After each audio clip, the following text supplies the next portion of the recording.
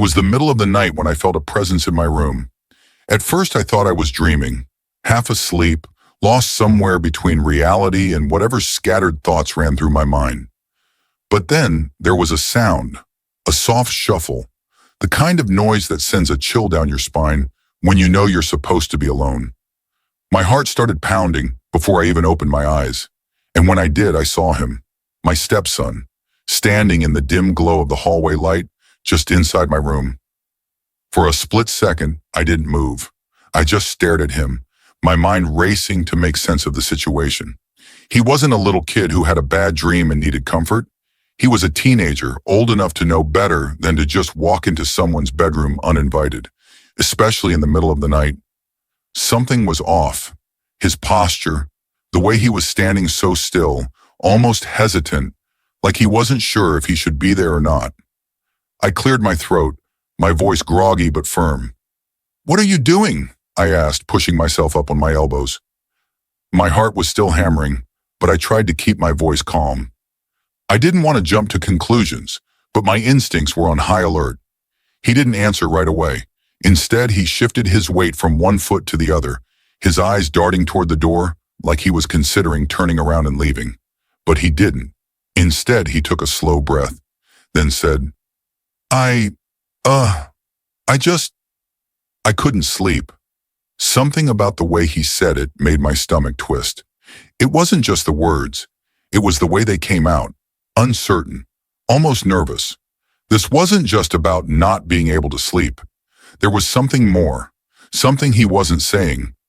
I sat up fully now, rubbing my face, trying to wake up enough to think clearly. "Okay," I said slowly, watching him. "But why are you in here?" Another pause.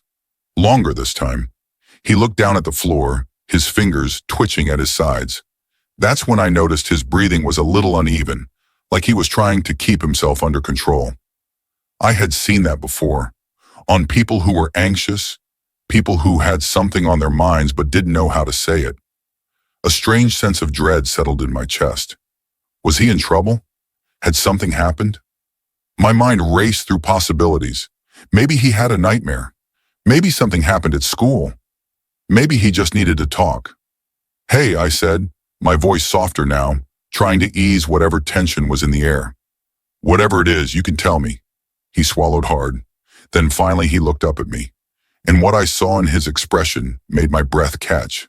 Because whatever he was about to say, I had a feeling it was going to change everything. For a moment, he just stood there, his eyes shifting like he was trying to find the right words. I could see the hesitation all over his face, like he was afraid to say whatever was on his mind, and that only made my stomach tighten even more. "Come here," I said, patting the edge of the bed. I wasn't sure if he would, but after a few seconds, he finally stepped forward, sitting down slowly. His shoulders were tense, his fingers gripping his knees. I could tell he was working up the courage to say something, but it was taking everything in him. I took a breath, trying to stay patient. "You know you can tell me anything, right?" I said gently. "Whatever it is, I promise. We'll figure it out." He nodded, but his eyes stayed fixed on the floor. "It's just..." He let out a shaky breath. "I don't know how to say it." His voice was barely above a whisper, and that only made my concern grow. This wasn't just a small issue. Something was seriously bothering him. I glanced toward the clock on my nightstand. 2:37 a.m. Whatever this was, it was important enough to bring him here at this hour. I leaned forward slightly. "Did something happen?" I asked. "At school? With your friends?" He shook his head quickly. "No, it's not that." Another pause, then, finally he looked up at me. "It's about Dad." The air in the room shifted. My chest tightened at the mention of my husband, his father. I wasn't sure where this was going, but I knew just from the way he said it that it wasn't good. "What about him?" I asked carefully. He hesitated again, his fingers gripping his knees even tighter. I think he's hiding something." I felt my breath hitch slightly. "Hiding what?" "I don't know," he admitted. "But something's off. He's been acting weird, taking phone calls late at night, leaving the house at random times, and When I ask him about it, he just brushes me off. His voice dropped lower, like he was afraid someone might hear. I thought maybe I was imagining things, but then, tonight, I heard him on the phone. I frowned. What did he say? He swallowed hard. I couldn't hear everything, but he sounded angry. And then he said something about keeping it quiet and making sure no one finds out. He finally met my eyes again, his expression filled with uncertainty. I don't know what it means, but I have a bad feeling. A chill ran through me. My husband had always been a man of routine, steady, predictable. If what my stepson was saying was true, then something was definitely wrong. And for the first time in a long time, I wasn't sure if I wanted to know the truth. I sat there for a moment, trying to process everything. My stepson's words lingered in the air, heavy and unsettling. A part of me wanted to brush it off, tell him he was overthinking, that his dad was just dealing with work or something harmless. But deep down, I knew better. My husband wasn't the type to take secretive phone calls in the middle of the night. And if he was, what exactly was he trying to keep quiet? I looked at my stepson, his face tense with uncertainty. He was clearly scared, maybe even regretting telling me. I reached out, resting a hand on his shoulder. We'll figure this out, I said softly, though I wasn't sure if I was reassuring him or myself. He nodded but still seemed uneasy. I don't want to get him in trouble, he admitted, but I need to know what's going on. I understood that. It wasn't just about suspicion. It was about trust.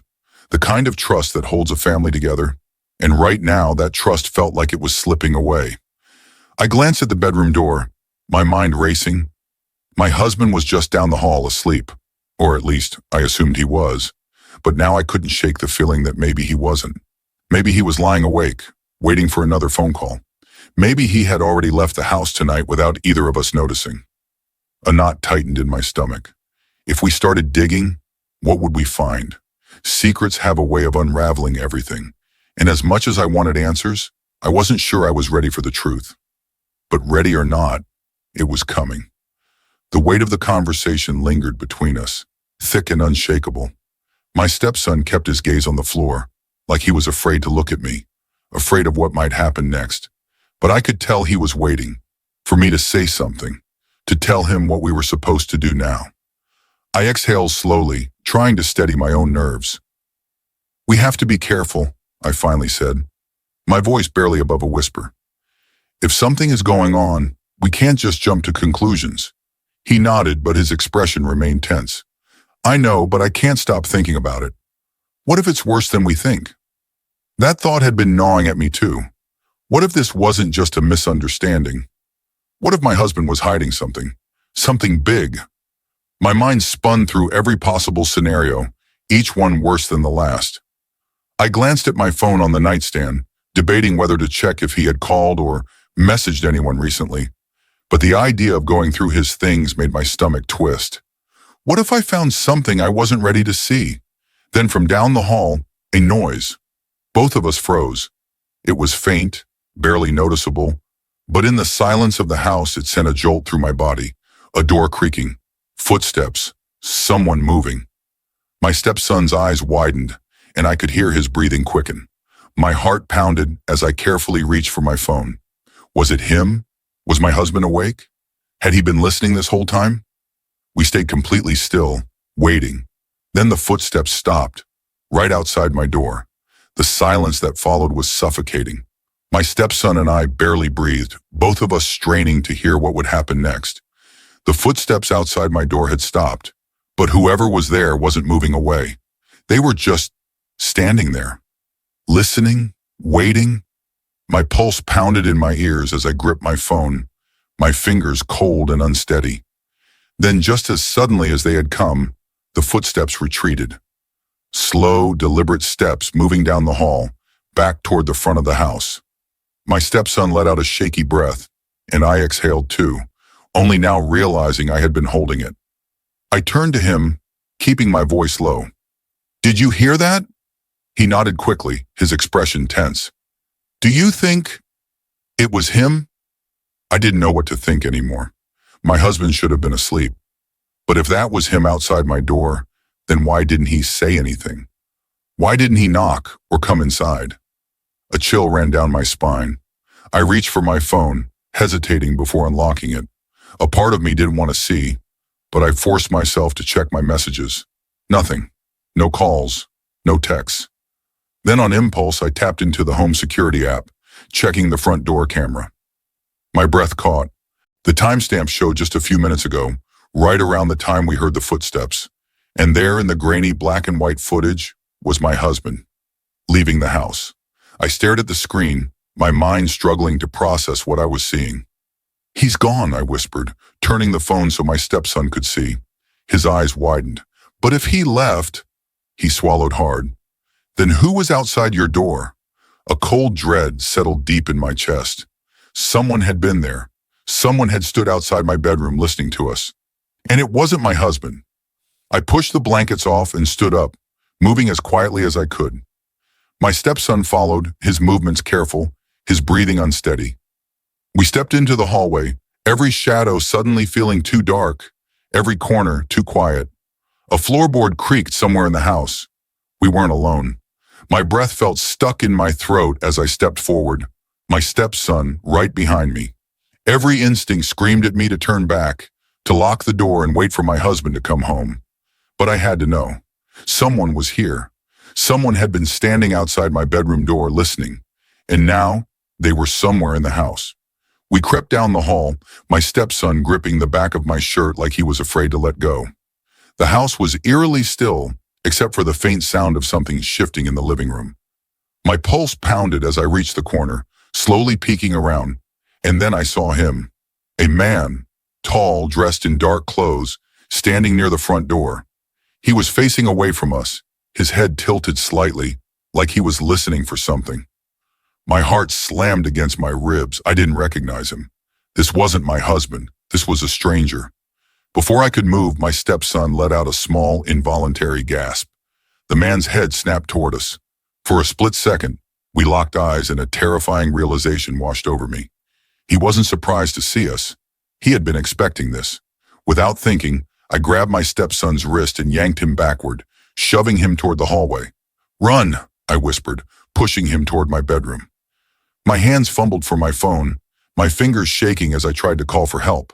But before I could dial, the man lifted his hands. "Wait," he said, his voice low and calm. "I'm not here to hurt you." I didn't believe him for a second.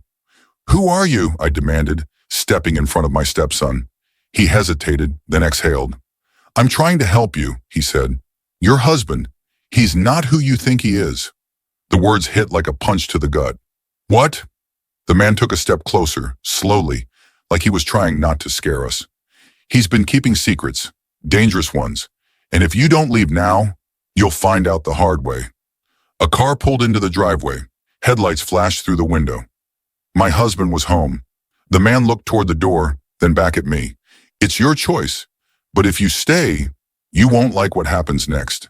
And then, before I could say anything, he turned and slipped out the back door, vanishing into the night. The front door opened, and my husband stepped inside, his keys jingling as he tossed them onto the table. His eyes swept the room, landing on me and my stepson, both frozen near the hallway. For a brief second, his expression flickered. Something unreadable. Something almost calculating.